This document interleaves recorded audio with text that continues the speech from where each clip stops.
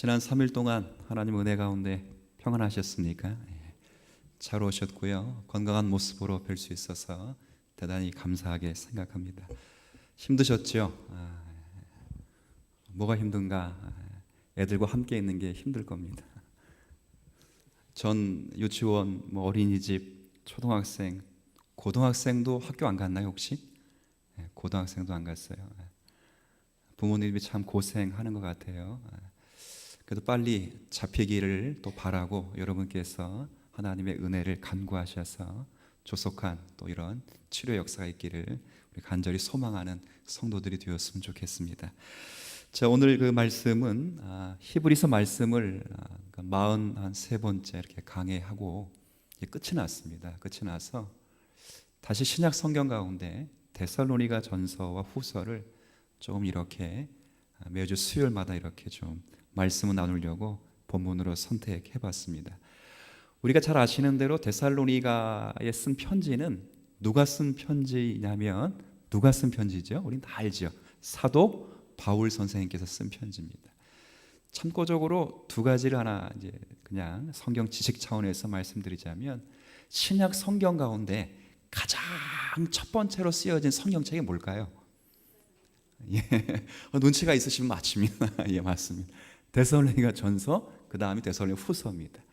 우리는 생각할 때 신약 성경 27권 가운데 가장 앞부분이 복음서이고 그 다음이 바울 편지, 그 다음에 목회자의 편지, 그 다음에 계시록 이렇게 되어 있기 때문에 아무리 생각해도 혹시 순서적으로 기록한 것이 아닐까 그런 생각을 하는 분들이 종종 있어요. 그런데 이 마태, 마가, 누가, 요한복음은 상당히 오랜 시간 뒤에 기록된 것입니다.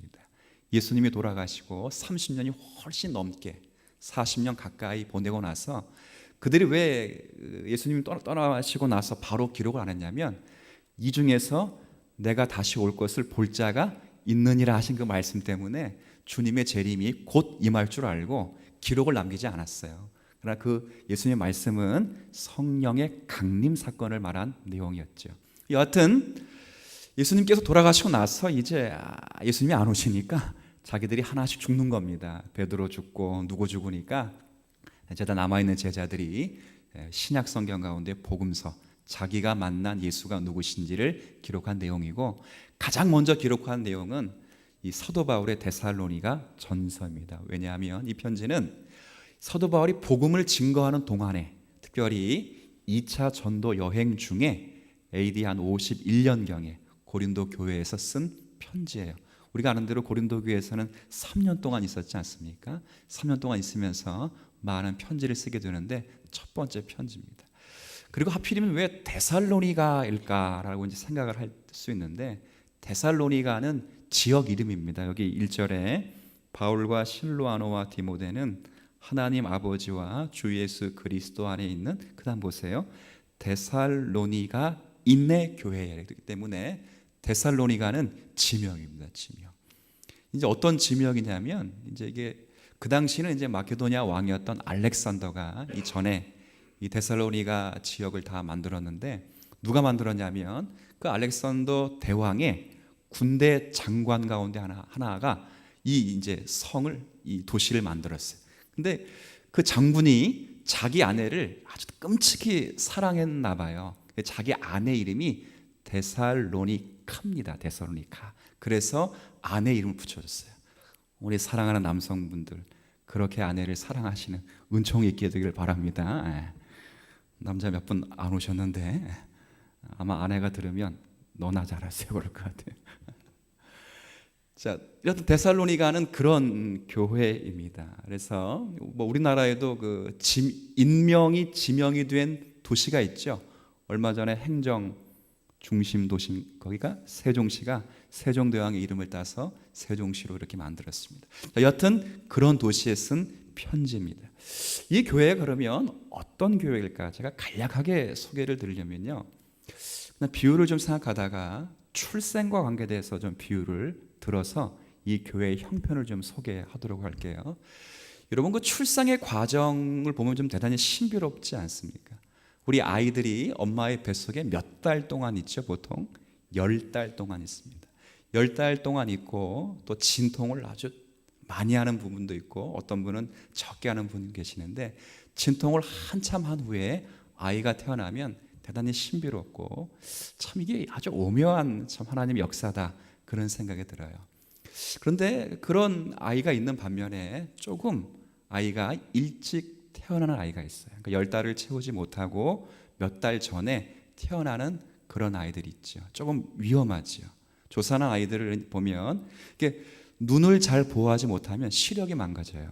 그런 아이들은. 그리고 장기가 완성되지 않아서 태어났기 때문에 조금 더 관심을 잘 못 쓰면 장기가 파손됩니다. 그래서 아주 이만저만한 어려움이 없어요. 참 어렵죠. 뭐 우리 교회도 누구보다 잘 아시는 우리 한 어린 영혼이 있었어요. 그런데 하나님 은혜 가운데 그 아이가 참 1년 잘 커서 유아 세례 받고 지금 누구보다도 예쁘고 공부 잘하게 크고 있습니다. 그러니까 그런 걸 보면 그 부모님은 대단히 감사하고 하나님의 은혜일 것이다, 그렇게 생각을 하겠죠.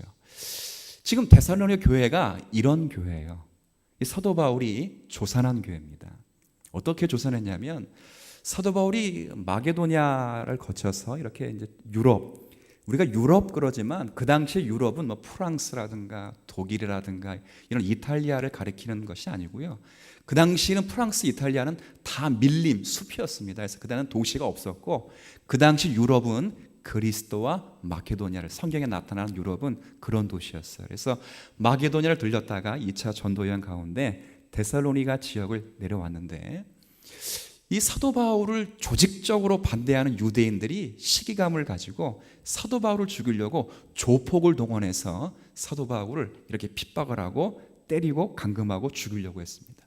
사도 바울이 원래 그러니까 원래 예상하고 계획했던 그 전도 기간보다 훨씬 단축해서 그 데살로니가 머물렀고, 밤에 결국 도망을 가게 되는 그런 교회가 바로 데살로니가 교회죠. 아마 사도 바울은 도망가면서 야, 여기는 이제 복음이 아마도 끝났겠다, 이런 생각을 분명히 했을 거예요. 자기가 원하는 계획이 분명히 있었거든요. 그런데 거기에 자기가 원하는 계획과는 전혀 관계없이 그 박해로 인해서 도망을 가고, 아무도 거기에는 떠돌이 전도자도 없고 목회자도 없고 성도가 결실한 것도 보지 못하고, 완전히 결실한 것도 보지 못하고 떠났어요. 그냥 예수 믿는 몇몇 무리만 남겨놓고 떠났습니다. 그런데 이렇게 디모데를 통해서 그 데살로니가 지역에 사도 바울의 몇 번 설교한 그 설교 말씀을 듣고 하나님을 믿고 예수 그리스도 은혜 가운데 재림을 기다리며 믿음의 역사와 사랑의 수고를 열심히 한다는 신자들이 있다는 사실을 듣게 되었어요.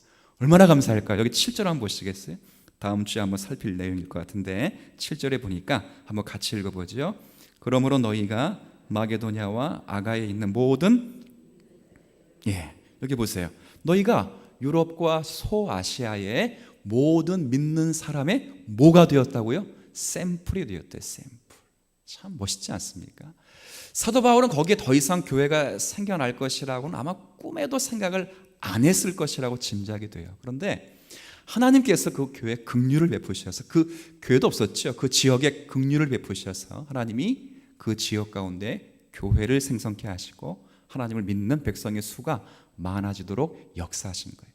사도 바울이 지금 이 편지를 처음 쓸 때 어떤 마음이었을까요? 전 두 가지 마음이었을 거예요. 하나는 미안함. 왜 도망쳤죠? 뭐 어렵게 생각할 필요 없어요. 살라고 도망친 겁니다. 사도 바울도 연약한 인간이기 때문에 살라고 도망쳤어요. 그런데 교회가 생겼어요. 자기는 살라고 도망쳤는데 거기에 교회가 생겼으니까 첫 번째 드는 생각은 대단히 미안했을 것 같아요. 그 두 번째는 어떤 마음이 들었을까요? 당연히 감사하죠. 감사. 나는 전한 것이 없는데, 한 것이 없는데 나의 연약하고 부족한 수고를 통해서 하나님께서 이렇게 풍성하게 열매를 증거하고 계시는구나 라는 것에 대한 감사, 저들에 대한 미안함과 감사 때문에 너무도 사도 바울이 그 내용을 주체할 수 없게 된 것입니다. 그래서 오늘 본문은 사도 바울의 감사가 기록되어 있는 내용입니다.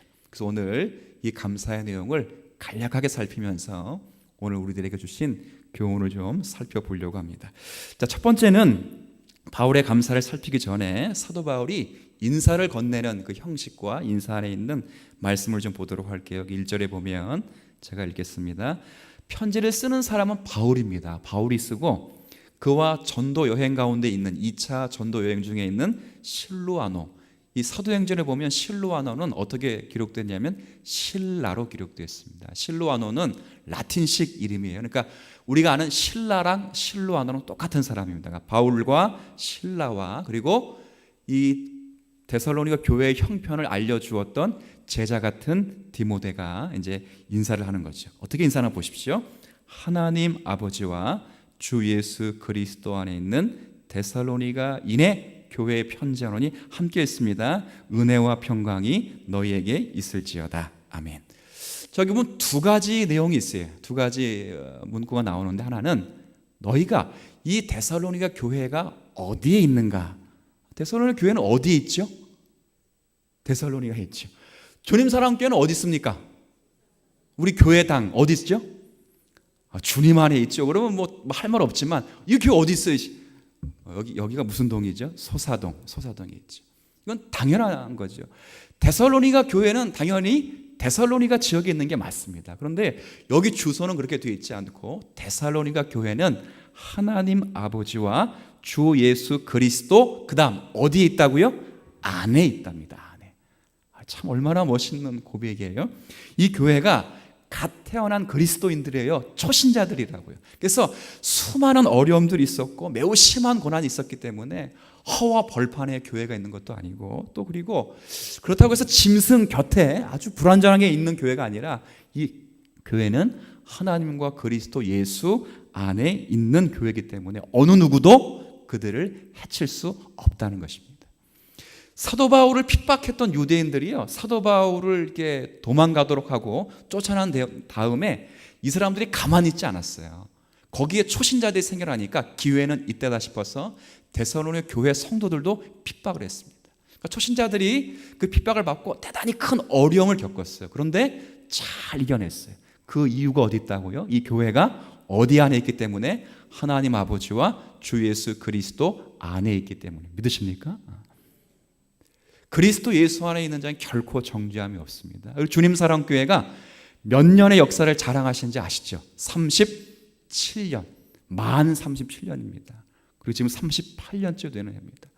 이 교회가 목사가 위대하거나 성도가 위대해서 보존되거나 강력한 교회로 남아있는 것이 아니라 이 교회가 어디 안에 있기 때문에 그렇다고요? 하나님 아버지와 주 예수 그리스도 안에 있기 때문에 이 교회는 보존되는 것입니다. 여러분들도요, 여러분의 결코 정죄함이 없고 여러분이 이 땅 가운데 살면서 하나님의 자녀로서 살 수 있는 것은 여러분이 예쁜 짓을 많이 했기 때문에 하나님 보시고 요놈 참 예쁨 받을 만하다 이래서 여러분이 잘 사시는 것이 아니라 여러분이 하나님 아버지 안과 그리스도 예수 안에 계시기 때문에 영원토록 여러분은 승리할 사람으로 계시는 것입니다. 이런 은혜를 확실히 믿고 고백하는 성도 되시길 바랍니다. 자, 그런 교회가 뭐라 말하냐면 은혜와 평강이 너에게 있기를 원합니다. 기독교 가운데 가장 큰 축복은 은혜와 평강입니다. 평강이 있고 은혜가 있는 게 아니고 먼저 뭐부터 있어야 되냐면 은혜가 있고 평강이 있어야 돼요. 평강이 있고 은혜는 없어요. 은혜가 먼저 있어야 사람이 바뀝니다. 은혜가 있어야 불평이 없어지고 은혜가 있어야 사랑을 하고 은혜가 있어야 수고를 하고 은혜가 있어야 소망을 품고 은혜가 있어야 오래 참지요. 그리고 은혜가 있어야 평강의 마음이 있어요. 그러니까 은혜가 먼저 있고 그 다음에 평강의 마음으로 채워지는 이 교회의 인사를 그렇게 마무리하면서 이 첫 번째 이 하나님 아버지와 주 예수 그리스도 안에 있는 교회를 향하여 어떻게 감사하는지 2절 우리가 너희 모두로 말미암아 항상 하나님께 감사하며 기도할 때 너희를 기억함은 첫 번째 감사 제목입니다. 우리 3절 한번 같이 읽어볼까요? 시작. 너희의 믿음의 역사와 사랑의 수고와 우리 주 예수 그리스도에 대한 소망의 인내를 하나님 아버지 앞에서 끊임없이 기억함이니라. 자, 이게 뭐지요? 첫 번째 사도 바울이 감사하는 내용은 데살로니가 교회에서 헌신하는 성도들이 있다는 사실로 인하여 감사하고 있다는 것입니다. 참 신기하지요. 3주밖에 사도 바울의 설교를 듣지 못했습니다. 그런데 사도 바울이 떠난 교회에 그냥 다 초신자예요. 다 초신자인데 누구나 할 것 없이 모두가 모두를 향해서 사랑과 수고와 역사를 통해 교회가 교회 성도를 위로하고 격려하는 일들이 있었다는 거예요. 물론 뭐 이렇게 오래되신 분이 초신자들을 그렇게 권면하고 세워가는 경우도 있죠. 우리 교회에 처음 예수를 믿으려고 다른 교회 다니셨다가 우리 교회 오시는 것도 중요하지만 만약에 처음 오시는 분이 계시다면 그런 분들은 더더욱 관심을 보이셔야 되죠. 끊임없이 전화해드리고 찾아가고 관심 가져드리고 그리고 안부를 묻죠. 그렇게 해줘야 그 사람이 잘 정착을 할 수 있어요. 그런데 이 교회는 모두가 다 중신자가 아니라 어떤 신자라고요? 초신자예요. 모두가 다 초신자인데 서로 수고하고 사랑하고 애쓰는 가운데 헌신된 성도들로 인하여 그 교회가 세워지겠다는 거예요.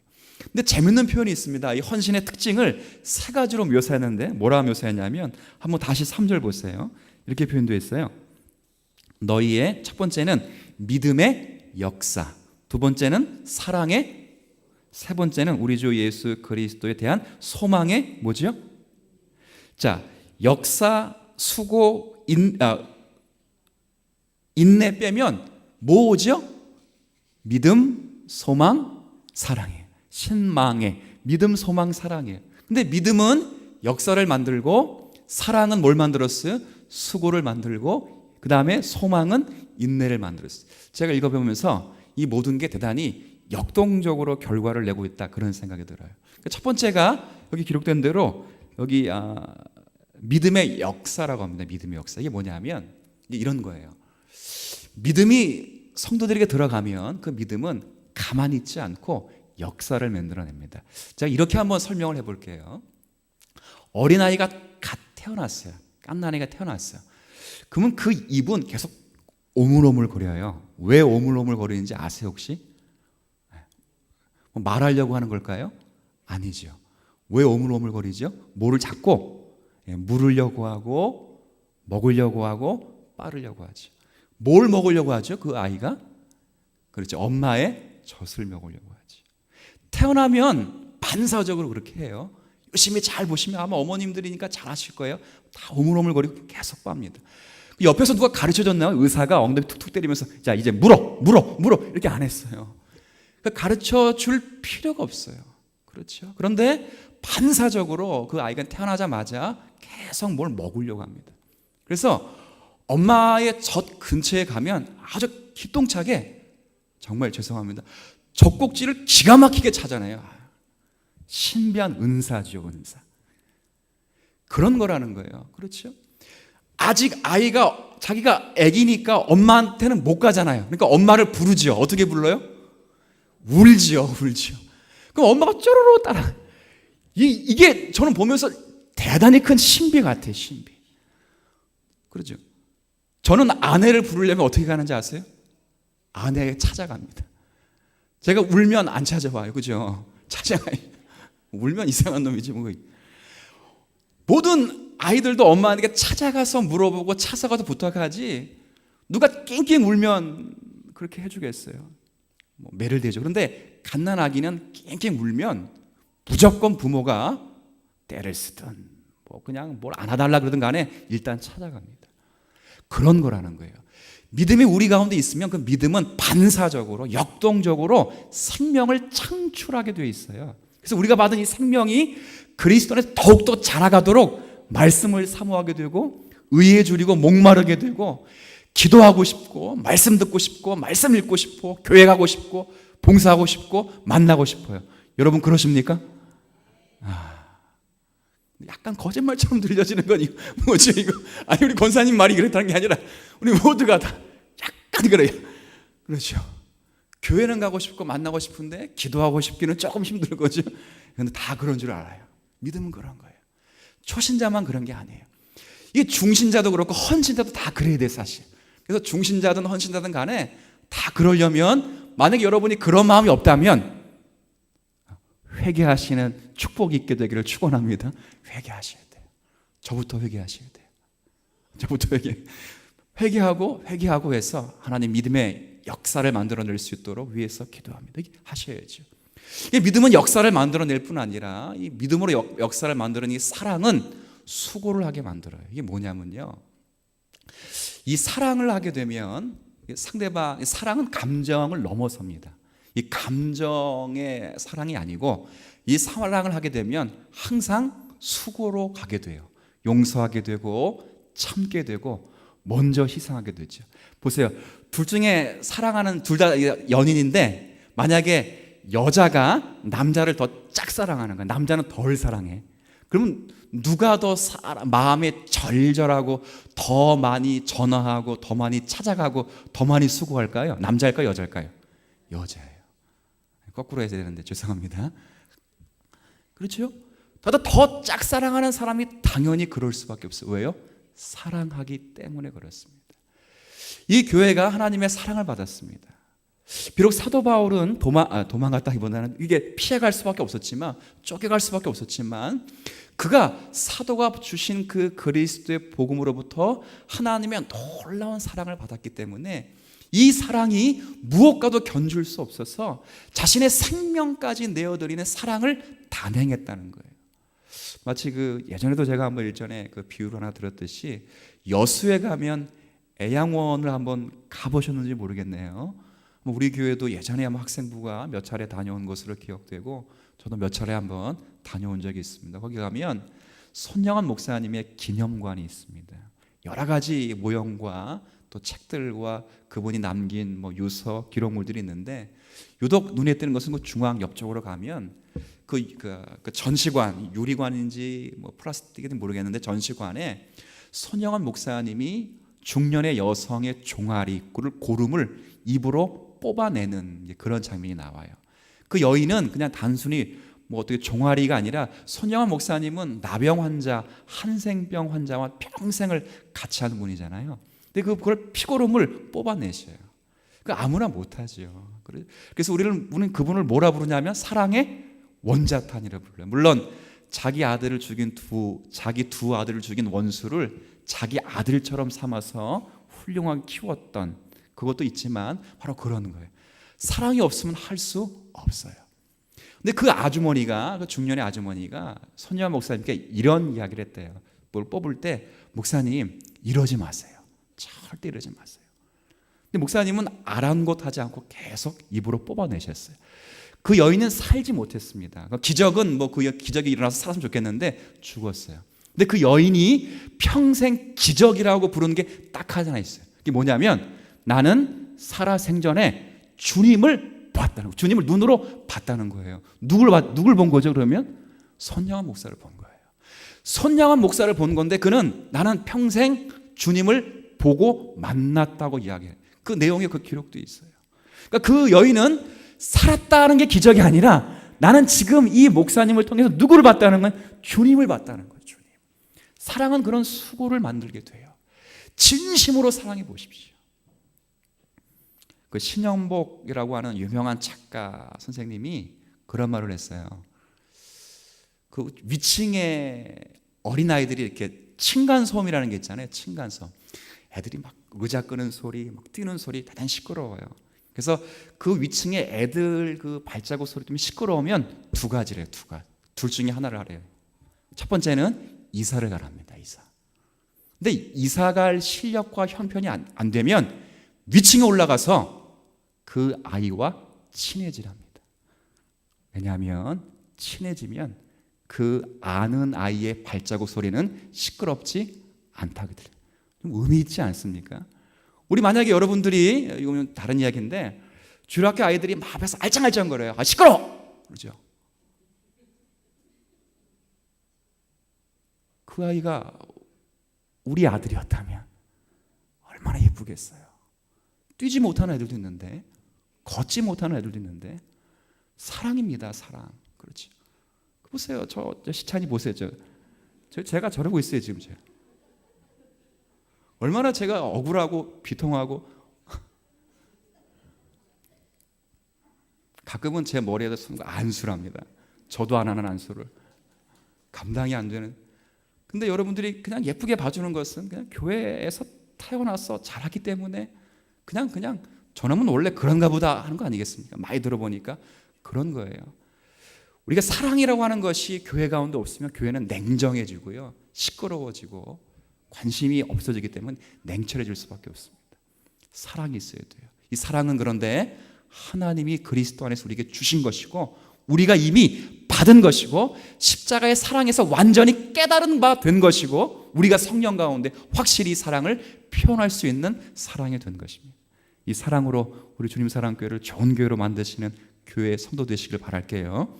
제가 중간중간 지나가고 마지막 4절, 이 두 번째 감사를 보고 좀 마칠게요. 두 번째 감사는 한번 4절 한번 같이 읽어볼게요. 시작. 하나님의 사랑하심을 받은 형제들아 너희의 택하심을 아노라. 이게 지금 뭘 감사하냐면 첫 번째 감사는 난 복음을 별로 선포하지 못하고 미안하고 감사한데 미안한데 죄송한데 너희에게 감사한 것은 이 교회가 그 복음을 받고 헌신의 수고가 있다는 것을 감사했어요. 믿음의 역사와 사랑의 수고와 소망의 인내를 가지고 주님 예수 다시 오실 걸 기다리면서 열심으로 성도를 위해 격려하는 모습을 보고 참 감사했어요. 두 번째 감사는 근본적인 감사예요. 근본적인. 어떤 감사냐면 두 가지로 말하는데 사실 하나죠. 첫 번째는 하나님의 사랑하심을 받은 형제, 그리고 너희의 택하심을 아노라. 이 말은 하나님의 사랑하심을 받고 택하심을 받은 너희를 인하여 감사한다 그랬습니다. 이건 평생 마르지 않는 감사 같아요. 여러분 그 기도할 때마다 성도님들이 많이 기도하시는 첫 번째 기도 제목이 참 저는 듣기 좋아요. 하나님, 우리를 선택하시고 우리의 부족한 부분이 많음에도 불구하고 하나님의 사랑으로 한 주간 지켜주신 것 너무도 감사합니다. 이게 무슨 기도지요? 자기는 한 주간 동안 잘 살아서 한 주간을 살 만한 실력이 없었다는 거예요. 그렇죠. 그런 자격도 없었다는 것인데 하나님이 나를 그냥 일방적으로 사랑하시고 선택하셔서 한 주간을 그냥 잘 보낸 것에 대한 감사죠. 이건 대단히 귀한 기도 같아요. 아무리 들어봐도. 우리가 평생 마르지 않는 감사는 그거예요. 저와 여러분을 하나님의 백성으로 선택하시고 사랑하셔서 지속적으로 지금도 그리스도 안에서 성령으로 우리에게 찾아오시는 하나님의 사랑 마르지 않죠. 고갈되지 않죠. 넘치죠. 풍성하죠. 그리고 항상 우리는 거기에 대해 감사하죠. 내가 먼저 주님을 선택하거나 사랑한 것 결코 아닙니다. 제가 한번 그런 이야기 했죠. 여러분 이런 질문들이 우리 교회는 이제 다 알아요. 거듭나는 것이 거듭나고 회개하는 겁니까? 회개하고 거듭나는 겁니까? 바꿔 말하면 회개하고 구원받는 겁니까? 구원을 받아야 회개하는 겁니까? 네, 이제 잘하시네요. 회개하고 구원받는 거 아니에요. 우리는 왜냐하면 허물과 죄로 뭐 했던 사람이죠? 죽었던 사람이 스스로 어떻게 깨어나겠어요? 제가 옛날에 박영선 목사님 그 책을 읽으면서 그런 예를 하나 들었어요. 예를 본 걸 아주 인상 깊게 들었어요. 어떤 사람이 죽었다고 해요. 죽었다고. 만약에 제가 죽었는데 누가 목사님 일어나세요. 그럼 제가 일어날까요? 못 일어나지요. 아니면 목사님 손만 까딱까딱 하세요. 제가 이렇게 드릴게요. 그럼 제가 일어날까요? 못 일어나죠. 왜요? 저는 뭐 했기 때문에? 죽었어요. 그럼 눈만 깜빡깜빡 해보세요. 그럼 제가 이렇게 드릴게요. 그래도 못해요. 왜? 우리는 죽었기 때문에 감각이 없어요. 우리가 회개할 수 있는 것은 사실 하나님이 우리에게 성령의 강권적인 역사로 우리의 마음을 녹여주셨기 때문에 우리가 눈물 콧물을 흘리며 회개하는 거예요. 그렇죠? 그래서 제가 늘 그래요. 회개는 한 번만 따라해 볼게요. 뒷북이다. 시작. 회개는 뒷북이에요. 그리스도인은 항상 뒷북치는 그리스도입니다. 이게 은혜입니다. 앞북치면 제대로 되는 게 없어요. 다윗도 망하고 그렇죠. 앞북치면 베드로도 다 망하잖아요. 뒷북을 쳐야 감사한 거죠. 다윗도 뒷북을 쳤기 때문에 은혜로 왕권을 보존한 것이고 베드로도 뒷북을 쳤기 때문에 하나님의 은혜로 사도 역할을 감당한 거예요. 우리 모두가 다 그런 사람이에요. 뭐 별 볼 일인 게 있나요? 뭐 가진 것도 없어요. 가진 건 진짜 아무것도 없는 사람들입니다. 뭐 돈이 있다거나 지식이 그걸 이야기하는 것이 아니라 하나님 앞에 내세울 수 있는 자존심과 거룩함은 우리 가운데 만들어낼래야 낼 수 없는 부패하고 악한 것밖에 없어요. 하나님이 우리 일방적으로 선택하시고 그 무한하신 사랑을 지속적으로 우리에게 허락하셔서 지금도 우리에게 말씀으로 찾아오시고 성령 가운데 함께 하셔서 우리의 영혼을 만족해 하시는 하나님의 은혜죠. 이 모든 게 나를 구원하시는 것만 선택이 아니라요, 사랑이 아니라 여러분 반드시 기억하셔야 돼요. 장차 주님 만날 그 모든 기간 동안에 되어질 모든 일도 하나님이 계획해 놓으셨다는 사실을 의심치 않는 성도가 되시길 바랍니다. 나만 구원받은 그 사건만 선택한 것이 아니라요, 착한 일을 시작하신 그분께서 그리스도의 날, 재림하실 그날까지 우리의 모든 것들을 다 이미 계획하시고 하나 둘씩 시행하시고 거기서 하나님의 은혜를 찬미케 하셔요. 그래서 고난이 우리에게 때론 유익이 될 수 있고 때론 우리의 실패와 좌절이 하나님을 더욱 많이 만나는 어떤 통로가 될 수도 있죠. 그러니까 이런 모든 과정은 하나님의 은혜와 사랑의 결과라는 것입니다. 오늘 제가 서론격으로 이렇게 1절부터 4절을 개관하듯이 말씀을 드렸는데, 저는 오늘 주님사랑교회 오늘 이 예배에 참여하신 모든 분들이 이런 반드시 자각이 있으면 좋을 것 같습니다. 여러분의 환경과 사건이, 국가가 패닉 상태에 되어서 메르스 때문에 다 지금 두려움과 마치 공포감에 휩싸여서 내일이 보장 없는 것처럼 보이지만 걱정하지 마세요. 여러분은 하나님 안과 그리스도 예수 안에 있는 선택받고 사랑받은 하나님의 백성들입니다. 이게 가장 큰 은혜죠.